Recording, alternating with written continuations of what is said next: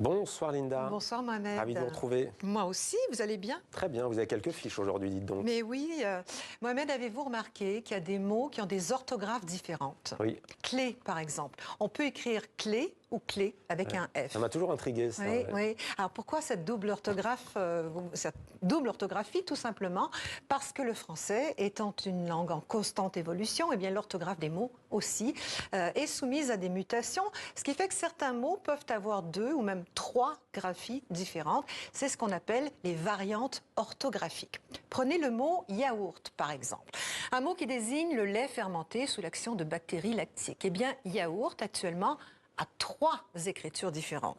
Yaourt, comme on dit en France et en Afrique, yogourt avec un H ou yogourt sans H, comme on l'emploie en Suisse, en Belgique ou encore chez moi au Canada.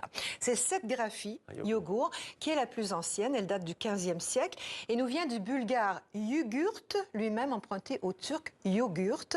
Et ce qui est intéressant, c'est que les rectifications orthographiques proposées par la France en 1990 et visant à simplifier l'orthographe, eh bien, ces rectifications orthographiques recommandent la graphie yogourt telle qu'utilisée par les francophones hors France.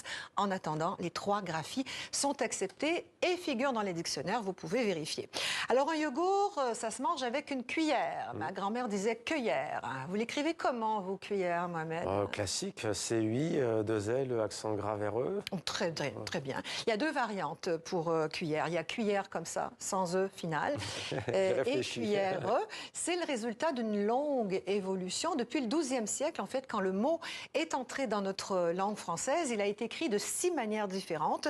Aujourd'hui, donc, il en reste 2. Dans son dictionnaire historique de la langue française, Alain Rey écrivait que cuillère finira sans doute par être supplanté par cuillère. L'usage nous le dira. Pour l'instant, les 2 graphies sont acceptées. Aimez-vous le beurre de cacahuète, Mohamed? Moi, j'en mange rarement, mais c'est bon. Sur du pain grillé, c'est un vrai délice. La cacahuète vient de l'espagnol cacahuète, qui signifie arachide. Et d'ailleurs, au Québec, on ne dit pas cacahuète, on dit arachide ou peanut. Cacahuète, donc, peut s'écrire de 2 façons. Cacahuète et cacahuète avec un O.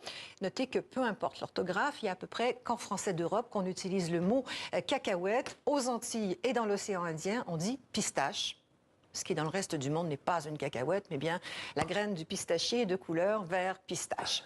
Sachez en tout cas, Mohamed, que les mots qui s'écrivent de différentes façons, eh ben, la langue française en est truffée. Je pourrais vous parler de bistrot, avec ou sans le T final. Vous parlez de shampoing, avec 1 ou 2 O, mais aussi d'oignon, avec ou sans i. Bref, en matière de variantes orthographiques, nous avons, nous, francophones, l'embarras du choix et peut-être surtout l'embarras.